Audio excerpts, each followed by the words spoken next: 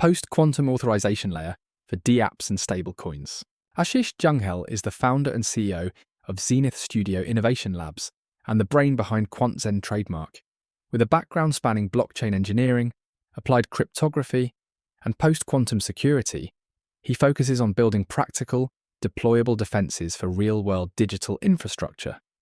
Ashish works at the intersection of Web3, payments and regulated finance, translating deep cryptographic risk into production-ready systems used by wallets, dApps, and enterprises.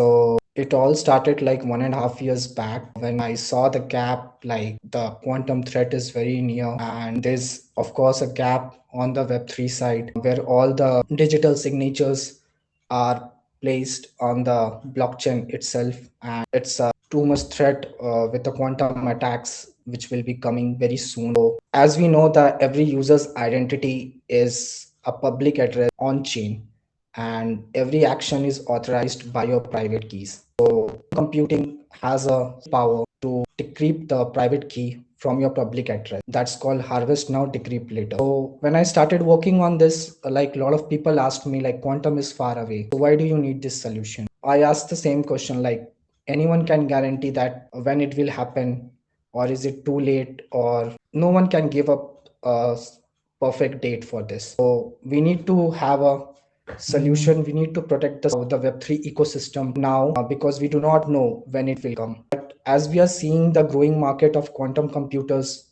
we can see it has become commercial also. China has started selling the quantum computers.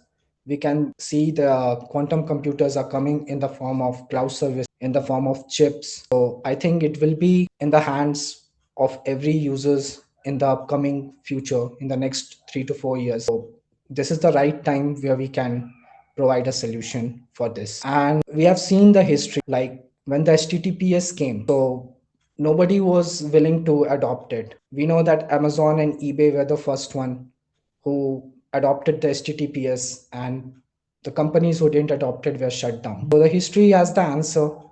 The security has to be taken very seriously, and this is the right time to save trillions of dollars in the Web3 ecosystem. So we know that Ethereum and like L1, L2 chains, they are working on the post-quantum cryptography side, but still many years are there for that because it requires a hard fork. Hard fork requires a lot of things. First of all, it requires migrations of the assets. Then it requires a lot of engineering and R&D. So hard fork is not easy, and it also requires validation from all the validators. So that's why we have come up with the solution Quantzen, where we provide post-quantum cryptography layer on the application level. So we do not do any changes on the smart contract level or on the UI UX, or we do not ask for any hard forks. We directly work on the application level where we provide dual signature layer. So I'll start presenting each slide right now. So as I told, like the problem we see right now in the Web3 ecosystem, the cryptography layer ECDSA and RSA are very weak. They are vulnerable to quantum attacks. So that's why when a quantum computing power is able to crack the ECDSA encryption because of the weak cryptography.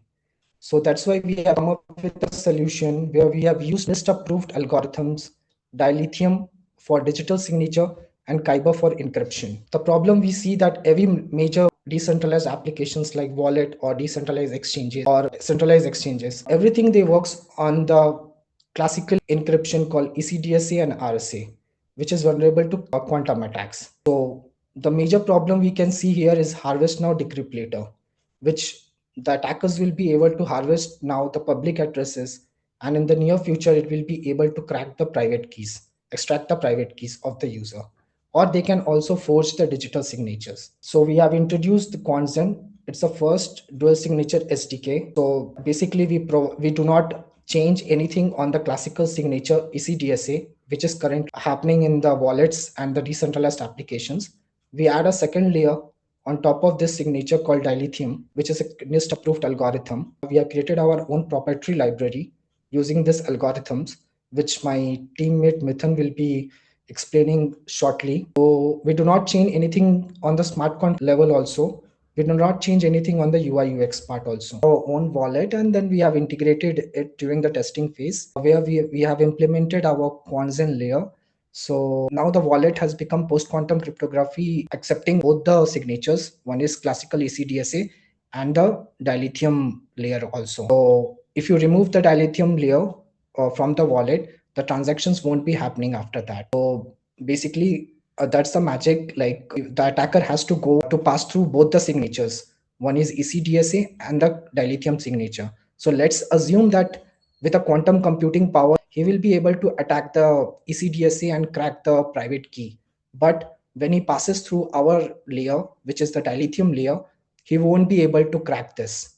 So that's where your assets will be protected. So if you are a wallet provider, or if you have a DEX, or whatever you are working on the Web3 ecosystem, you just have to implement our npm package, which can be done in under 30 minutes, and your applications will be protected from the quantum computing power with just our Quantzen layer. So this is all about the demo. And one more thing, it's chain agnostic. So uh, the two product direction, and right now we are also working with the stable coins also, USDC. Where we have designed the two product, which is quantum flow network and quantum trust network, uh, which basically tells the quantum proof receipts of this transaction, like who approved it and for what purpose and why. Watch the full presentation and become certified in quantum resilient blockchain.